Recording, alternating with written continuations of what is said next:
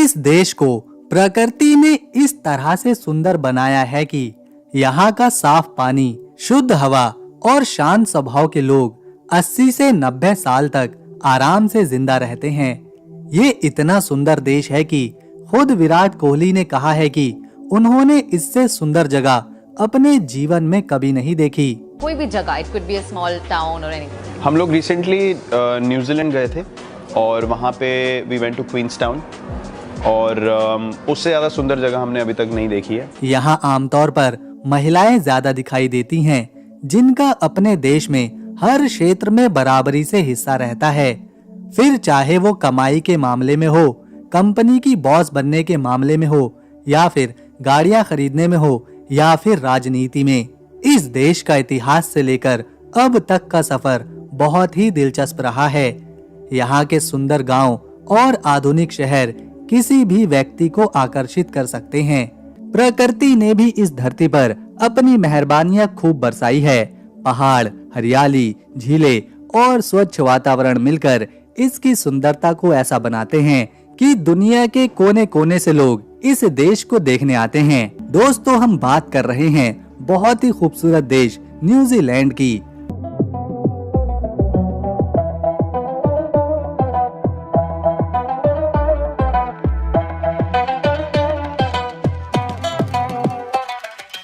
आगे बढ़ने से पहले अगर आपने वीडियो को एक लाइक नहीं किया तो कर दीजिए, ताकि ऐसे ही आप दुनिया भर के अलग अलग देशों की सैर कर सकें।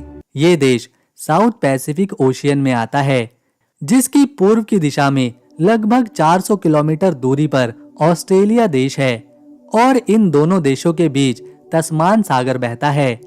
न्यूजीलैंड एक आइलैंड देश है जो कि 2 हिस्सों में बटा हुआ है। इसका एक हिस्सा नॉर्थ आइलैंड कहलाता है और दूसरा हिस्सा साउथ आइलैंड, जो नॉर्थ आइलैंड का हिस्सा है। यहाँ देश के आधुनिक शहर हैं, ज्यादा आबादी है, जबकि साउथ वाले आइलैंड को प्रकृति बहुत ही सुंदर बनाती है। ये है देश की राजधानी वेलिंगटन। यहाँ पर सबसे पहले माओरी जनजाति के लोग रहा करते थे और वो इस शहर को वांगानुई तारा कहा करते थे। तारा जो नाम है वो उस समय माओरी जनजाति के मुखिया का था। इसके बाद यहाँ 1839 में ब्रिटिशर आए। कैप्टन विलियम वैकफील्ड ने 1839 में इस शहर को और बड़ा किया और फैलाया और फिर इसका नाम बदलकर वेलिंगटन कर दिया। कैप्टन विलियम ने ही राजधानी वेलिंगटन को राजनीति का केंद्र बनाया था। यहाँ से पूरा देश कंट्रोल होता था और ये व्यवस्था आज भी न्यूजीलैंड में देखी जाती है, क्योंकि इसी शहर में देश की संसद, बड़े ऑफिसेज और खास मीटिंग करी जाती हैं। इस शहर में हवा बहुत तेज चलती है, चाहे सुबह का वक्त हो या फिर शाम का। हवा की रफ्तार काफी ज्यादा रहती है, जिससे ठंड और बढ़ जाती है। ज्यादातर देशों में देखने को मिलता है कि जो राजधानी होती है वहाँ ज्यादा आबादी रहती है, लेकिन वेलिंगटन में ऐसा नहीं है। इस शहर में पूरे देश की केवल 4% आबादी ही बसती है। केवल 2 लाख लोग ही यहाँ पर रहते हैं, इसीलिए आपको यहाँ की सड़कें ज्यादातर खाली ही नजर आएंगी।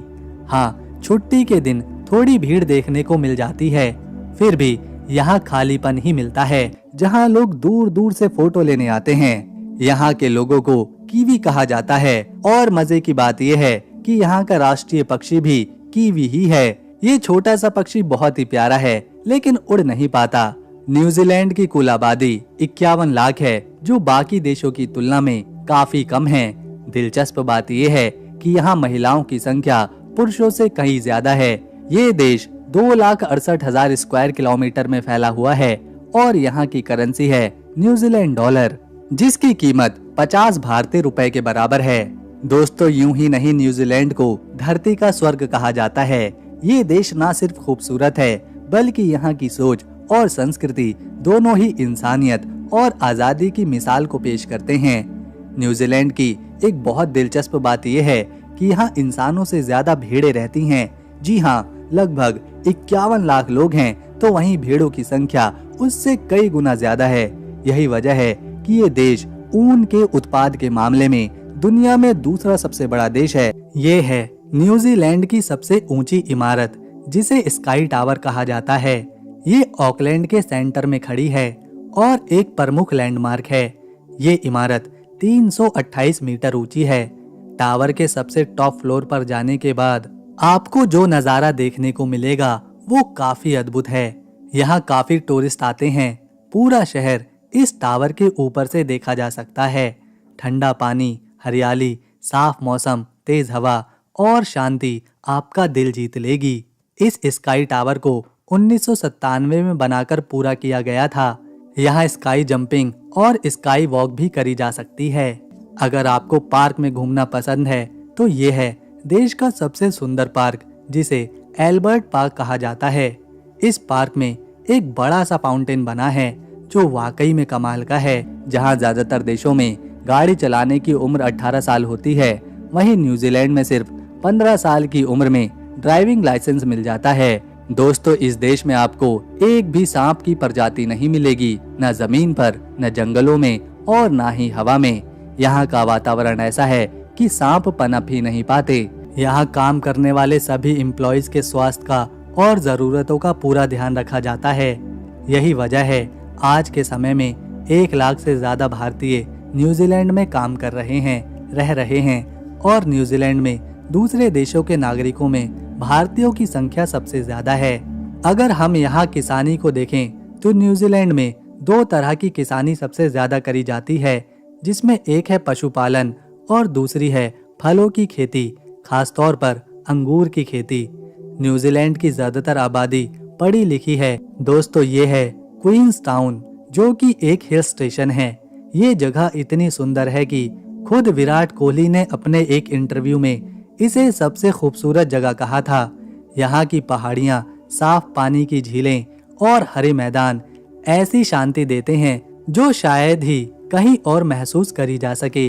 न केवल प्राकृतिक सुंदरता क्वींस टाउन को प्रसिद्ध बनाती है, बल्कि यहाँ कई एडवेंचर्स भी हैं, जैसे केबल राइड है, स्काई लाइन है, बंजी जंपिंग है, पैराशूट राइडिंग है। तो दोस्तों, अगर आपको न्यूजीलैंड की हमारी ये वीडियो, इंफॉर्मेशन और मेहनत पसंद आई, ये है वियाडक्ट हार्बर। ये जगह अपने याच, वाटर फ्रंट एरिया, पैदल चलने के लिए किनारे, स्वादिष्ट खाने और कैफेज के साथ रेस्टोरेंट के लिए जानी जाती है।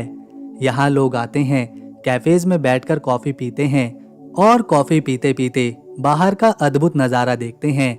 छोटी छोटी याच का सफर करते हैं। ऊंचाई से देखने पर यह जगह बहुत ही सुंदर और जीवित नजर आती है। यहाँ लोगों की चहल पहल है, पानी का शोर है और याच की आवाज है। ऑकलैंड में वियाडक्ट हार्बर एक फेमस टूरिस्ट स्पॉट है। पूरा देश ही प्राकृतिक सुंदरता से भरपूर है, लेकिन जब राजधानी की बात आती है तो नाम आता है वेलिंगटन शहर का। ये शहर न सिर्फ प्रशासनिक केंद्र है, बल्कि यहाँ सबसे ज्यादा लोग भी रहते हैं। न्यूजीलैंड की खोज ब्रिटेन के नेवी कैप्टन जेम्स कुक ने करी थी, जिनकी वजह से दुनिया ने इस खूबसूरत द्वीप को जाना।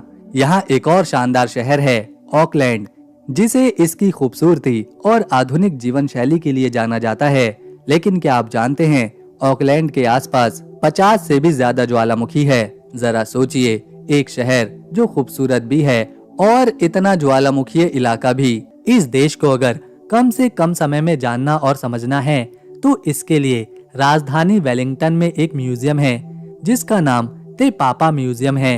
ये म्यूजियम न्यूजीलैंड के गहरे इतिहास, संस्कृति और नेचुरल हेरिटेज को अपने अंदर समाये हुए है। इस म्यूजियम को देश की संस्कृति का खास स्थान माना जाता है। माओरी समुदाय का इतिहास हो, प्रकृति हो, कला हो या फिर विज्ञान, सभी कुछ एक ही जगह पर देखने को मिलता है। यहाँ पहले 2 अलग अलग म्यूजियम हुआ करते थे, एक नेशनल म्यूजियम और दूसरा म्यूजियम ऑफ न्यूजीलैंड। लेकिन 1998 में इन दोनों म्यूजियम को आपस में मिला दिया गया और एक नया म्यूजियम बनाया गया, जिसे ते पापा के नाम से आज लोग जानते हैं। यहाँ आपको कई समुद्री जीव देखने को मिलेंगे, जिन्हें महासागरों से ढूंढा गया था। इसके अलावा युद्ध से जुड़े बहुत सारे स्कल्पचर, मूर्तियां भी दिखाई देंगी, हथियार नजर आएंगे, पुराने जमाने की नाव, घर, बर्तन, पत्थर, जानवरों की हड्डियां और आखिर में न्यूजीलैंड के कलाकारों की अनेकों पेंटिंग्स। म्यूजियम की छत पर जाने पर आप पूरे शहर को ऊंचाई से देख सकते हैं। और यहाँ से ये नज़ारा बहुत ही लाजवाब दिखाई देता है। म्यूजियम में कैफे भी है जहाँ लोग आराम से बैठकर कुछ खा पी सकते हैं। बहुत ही कम समय में ये जगह इस देश के बारे में बहुत कुछ बताती है।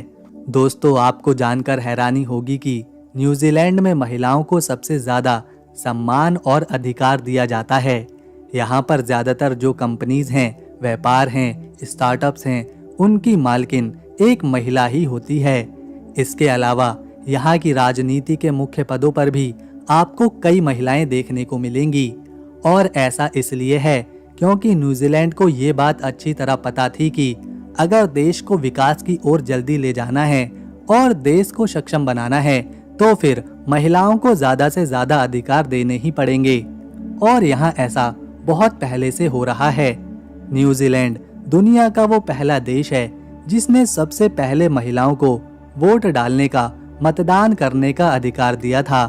आज से 121 साल पहले यानी 1893 में न्यूजीलैंड की महिलाओं ने पहली बार वोट करा था और ऐसा करने वाला ये पहला देश बन गया था। जिसके बाद धीरे धीरे दूसरे देशों ने भी ये अधिकार महिलाओं को देना शुरू किया।